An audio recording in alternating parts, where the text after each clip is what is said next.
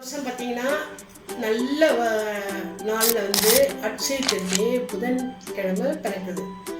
பொண்ணு கிடைச்சாலும் கிடைக்கும், புதன் கிடைக்காதுவாங்க. பிறக்கிற இதுவே அட்சய திருதியை பிறக்கிறத ரொம்ப நல்ல நாளில் பிறக்கிறத எல்லாரும் வந்து பவுன் வாங்கணும் தான். தங்கம் வாங்குறவங்களுக்குலாம் நல்வாழ்த்துக்கள். தங்கம் வாங்குறவங்களும் சரி, தங்கம் வாங்க முடியாதவங்களுக்கும் ஒன்றும் பிரச்சனை இல்லை. யாரும் வாங்க முடியலன்னு வருத்தப்படாதீங்க. நம்மளால் அன்னைக்கு வாங்க வேண்டியது ஒன்றுமே இல்லை.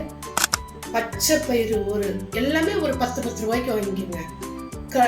பச்சை பயிறு, கல் உப்பு, வெந்தயம், அப்புறம் பார்த்தீங்கன்னா வெள்ளை மொச்சை, சர்க்கரை இல்லைன்னா டைமண்ட் கல்கண்டு வாங்கிக்கோங்க.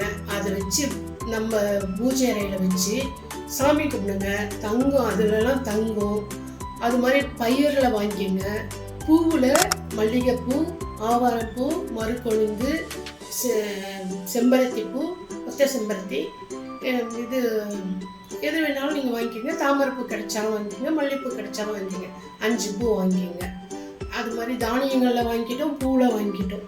ஸ்வீட் அது மாதிரி கல்கண்டு, வெல்லம், நாட்டு சக்கரை அது மாதிரி வாங்கிக்கிட்டீங்க. மகாலட்சுமிக்கு பிடிச்சது எல்லாமே வாங்கி வச்சு ஏலக்காய், கிராம்பு, பச்சை கற்பூரம், மற்றபடி இன்னும் வாசனை திரவியங்களை அது ஒரு 5 பொருள் எல்லாமே கம்மியான விலைக்கு வாங்குங்க. எல்லாத்தையும் வாங்கி வச்சு பூஜை அறையில் சாமி கும்பிட்டு நல்லபடியாக நம்மளுக்கு தங்கம் செய்யணும் வேண்டுங்க. இந்த வருஷம் வாங்க முடியலனாலும் வருத்தப்படாதீங்க. வாங்குவோம் நினைங்க.